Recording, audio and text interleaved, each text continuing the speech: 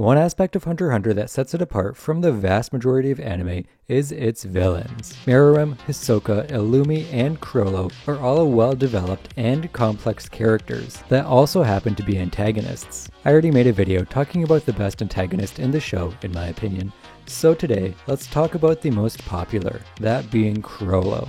Chrollo holds the role of the leading antagonist during the York New City arc, and despite only being in a handful of episodes, he quickly became a fan favorite. But what is it that makes him so popular, and what is it that deems him a well-written antagonist? Today we are going to investigate his character as we take a deep dive into his motives, morals, and his role in relation to the protagonists. In this video, I will be talking about spoilers from the anime as well as the manga, but I will give a warning before we get into manga material. I will also mark sections where the manga is talked about in depth in the chapters at the bottom of the video. So without further ado, let's get into it. I think to truly understand Chrollo and his motives, we need to understand his morals, which is not exactly an easy task. See, even Chrollo mentions that he has a hard time putting his purpose into words. This means to get the best possible idea of what Chrollo believes, we will have to look at his actions.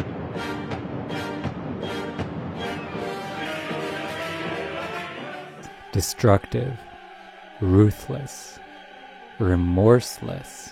These are pretty inaccurate descriptors. They're not inaccurate because they're untrue, but because they're incomplete and situational at best. While Chrollo is capable of being a cold-blooded killer when he needs to be, he is also capable of being charismatic and compassionate. This is part of what makes his morals so complex, as what he considers morally right tends to change depending on the situation. I think the most oversimplified way to define Chrollo's morals is he cares about who he cares about and what he cares about. That's all he cares about, but he cares about them a lot. We can get this information from his actions and his language. Crying over Uvo's death and then issuing an order to massacre the Mafia is an excellent example of this belief. Going from mourning to massacring in a matter of hours shows that he has little care for the general public, which makes sense as a former resident of Meteor City. This lack of concern for human life can be seen again in the massacre of the Kurta clan, and it can also be seen by other members of the troop time and time again. This brings us to another example of Chrollo's morals,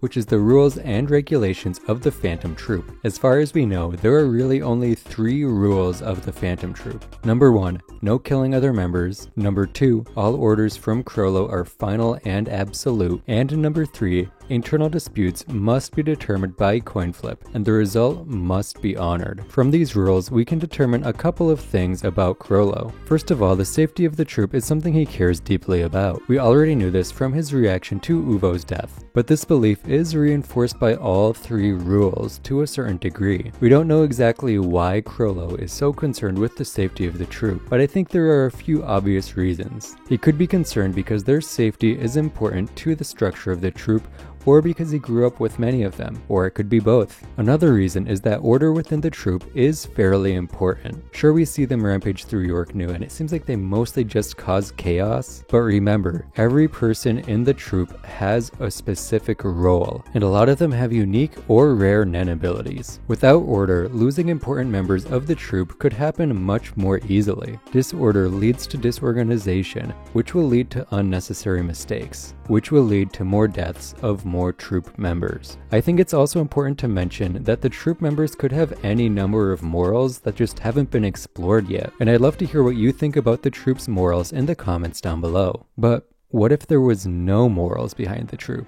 What if they just do this because they want to, and for no other reason? That is entirely possible as well. And at this point it kind of looks like a possibility. It would make sense with Chrollo's inability to define his motives, because how can you define the reasons behind your actions if your actions have no meaning? How do you hold some moral high ground or some moral footing at all if your reasons for killing and stealing is just because we wanted to? Lacking morals is an interesting theory that could fit a lot of members of the troop, but I feel like it's just not quite true. The way they move and act feels like it has some motivation behind it. Speaking of motivation, I would now like to move on to talking about some possible motives behind the troop's actions. And I would also like to talk about you subscribing to this channel. Did you know that over 90% of my viewers are not subscribed to my channel? That's way too high. Most channels have over 50% of their viewers subscribed, and I would love if we could hit that landmark. So if you're someone who's watched a few of my videos and you're not subscribed, I would really appreciate it if you hit that subscribe button. It really helps me out, and I would really appreciate the support. Now, as I was saying, motives. If we want to talk about the motives of Chrollo and the troop in general,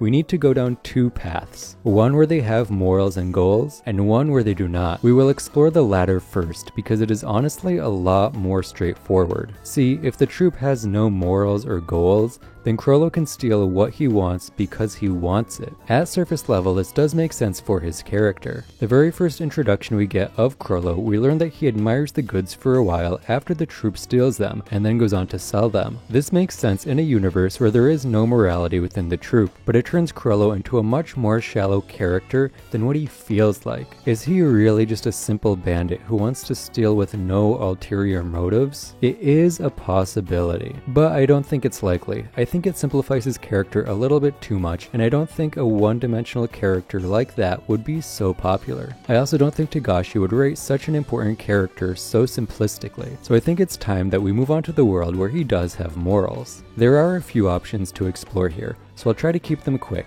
The first option is that he is acting as a sort of Robin Hood figure. The whole steal from the rich and give to the poor idea could appeal to Chrollo, especially considering his history with Meteor City. Another reason is to simply experience what he couldn't otherwise. And the final reason is a little bit more abstract. He could be using the troop's actions as a method of self-exploration, doing whatever he wants and going wherever he wants. What's a better way to get to know oneself? We already know that Chrollo does not know a lot about himself, so I think it's a definite possibility that he's using the actions of the troop as a method of self-exploration. This could also be a secondary reason for forming and leading the troop, as they are not necessary in his quest for self-exploration, but having people to talk to about your actions and theirs is a great tool to find out more about yourself. There is one more motivation that could possibly fit both scenarios, which is the desire to be remembered. This is something that a lot of people struggle with.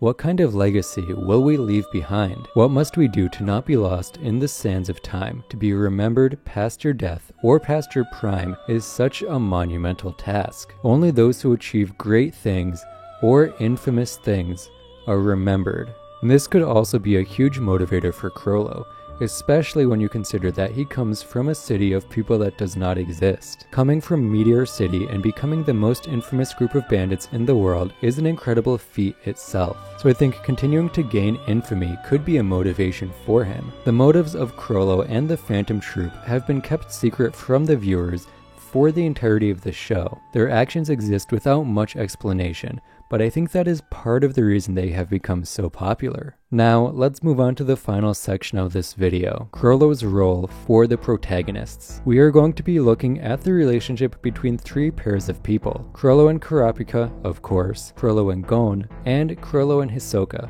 Please note that Chrollo and Hisoka's section will contain detailed manga spoilers. Chrollo and Gon have limited interactions, but the two still have an interesting dynamic. Gon is one of the few people to call out the actions of the Phantom Troop to Chrollo's face. This is a quintessential Gon action, and it leads to Chrollo's monologue. The two exist on almost opposite wavelengths, as at the time Gon was one of the more simplistic characters, and Chrollo was of course one of the more complex. This dynamic is part of what makes their interactions a little bit more interesting, which is why I wanted to mention them. Now, let's get into Chrollo and Kurapika. At first glance, it seems like these two are meant to be foils, but they actually have a lot of similarities that make them a lot more congruent and closer to character parallels. In appearance, they are indeed foils. Chrollo Lucifer with the dark clothing with St. Peter's cross embroidered on it contrasts greatly with Kurapika and two of his chains, those being the holy thumb and the visual design of the arbiter little finger, not to mention the physical contrasts as well. But that's where the differences end, aside from the whole murderer thing for the most part. From a personality standpoint, the duo are much closer together. Both are extremely intelligent,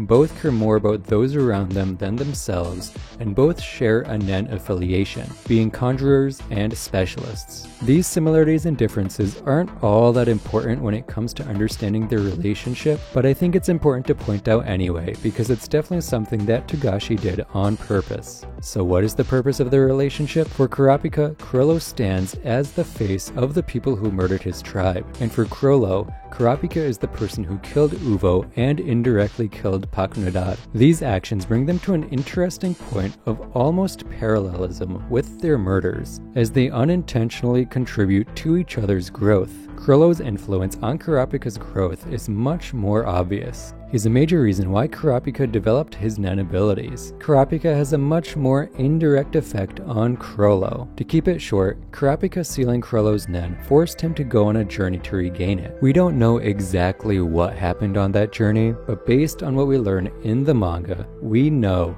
that he revised his Nen abilities afterwards. This revision made him much more combat-oriented, and it most likely is in response to having Kurapika around, as well as for the person we're next going to talk about, that being Hisoka. To talk about Chrollo and Hisoka, we are going to have to take a deep look at the manga, so if you're an anime only, this is your warning. There will be manga spoilers covered ahead and for the remainder of the video. For Hisoka, Chrollo plays the role of the rival. Hisoka believes he is among the strongest people in the world, and Chrollo is a major landmark on his path to proving that. Unfortunately, things do not go quite Hisoka's way, but it does contribute to a shift in Hisoka's character. Prior to his fight with Chrollo, Hisoka often played with his prey, partially to entertain himself and partially because he believed he was stronger than them. And in most cases, this was true, but losing to Chrollo causes Hisoka to revise his thoughts on fighting, especially in regards to the troop. In fact, Chrollo is probably Hisoka's main motivator for getting stronger, well, until Gon matures. Much like Chrollo and Kurapika, Chrollo and Hisoka are two sides of the same coin.